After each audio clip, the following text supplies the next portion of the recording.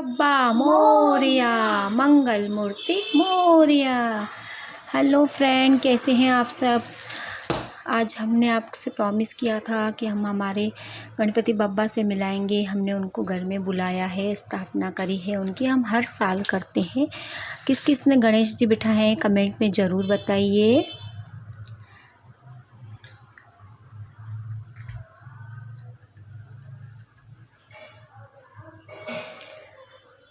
और आज हमने ये नारियल की मिठाई शेयर करी थी आपसे, तो आपने भी बनाई क्या ऐसी मिठाई। हमने तो आज प्रसाद खिलाया है भगवान को। बहुत ही टेस्टी मिठाई बनी है।